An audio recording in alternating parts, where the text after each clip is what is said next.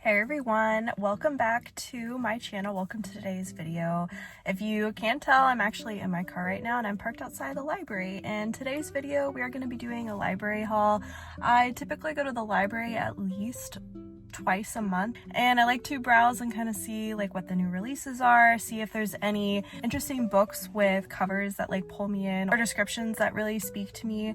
So today we're just gonna have like a cozy library day. I'm gonna see what kind of books I'm gonna come home with and kind of give you guys an overall summary of what I find in today's library haul. So without further ado, let's go to the library.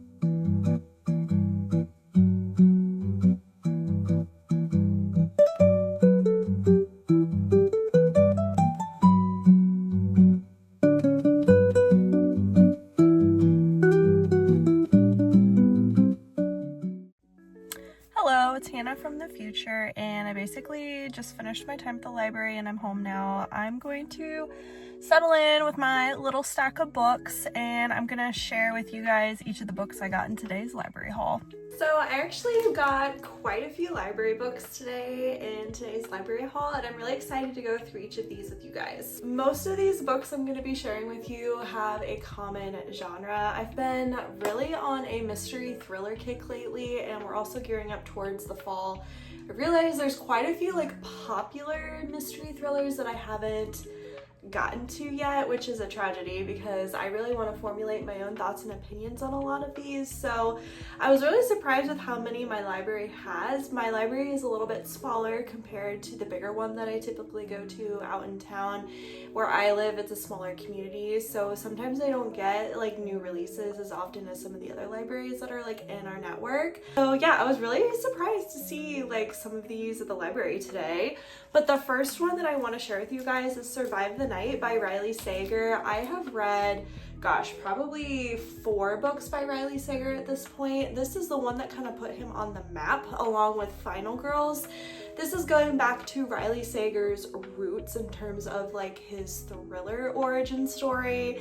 And this one, if I remember correctly, this is following a couple as they are going on a road trip and something happens and their car breaks down and some nefarious things begin to happen to them. They're coming back from college campus one night, so I don't want to give like too much of the overall like plot away because I think that's the fun thing with a thriller book is just kind of going in a little bit blind and then knowing that what you're going to be picking up is going to send you on a heart-pounding journey as you're reading it.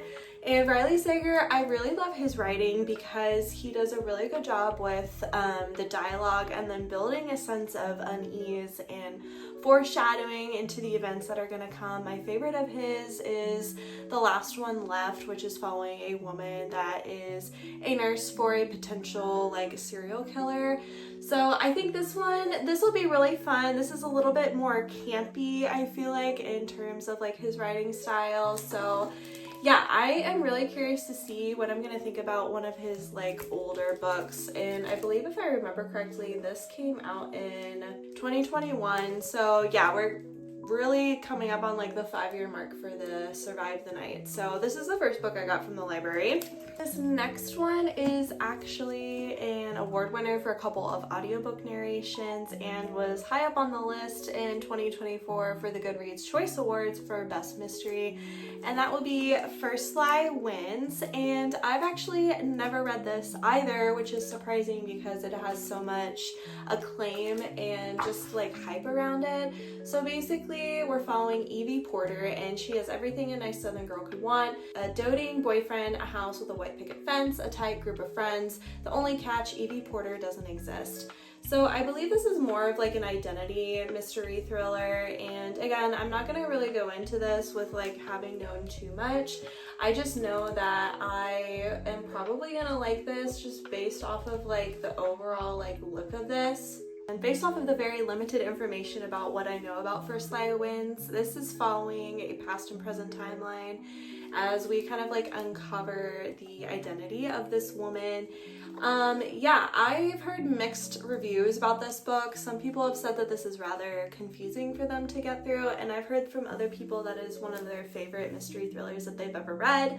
So yeah, I need to formulate my own thoughts and opinions on this book, and what better time to do it than to get it from my library. Next up is also a very acclaimed thriller, and this came out a couple years ago as well, and that would be A Flicker in the Dark by Stacy Willingham.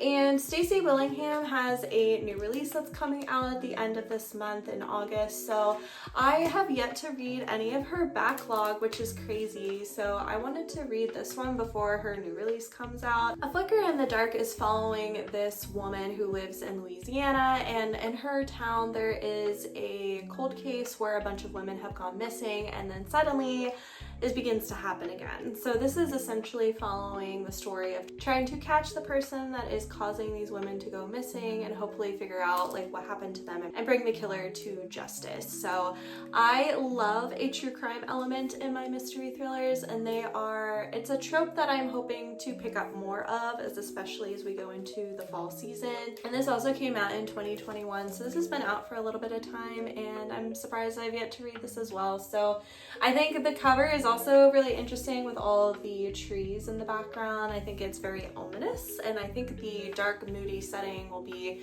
really great for the fall season. The last and final book that I got from the library is A Good Girl, Bad Blood by Holly Jackson. So this is the second book in A Good Girl's Guide to Murder series. I loved A Good Girl's Guide to Murder and gave it 5 stars. I actually have a hold for the ebook version of this, but I saw the physical copy and was like, I need to get this now so I can begin reading it immediately. Yeah, so if you're familiar in the first book, we are following Pippa, and she is doing like a senior project for this cold case in her town. There is a girl that has gone missing from her high school several years ago, and everyone believes that her boyfriend like killed her. So Pippa decides to reopen the case and do her own investigative work and see like what truly happened. She uses like previous interviews and like audios from the cops. She goes back to the families that have been like impacted by this and tries to piece together like truly what happened.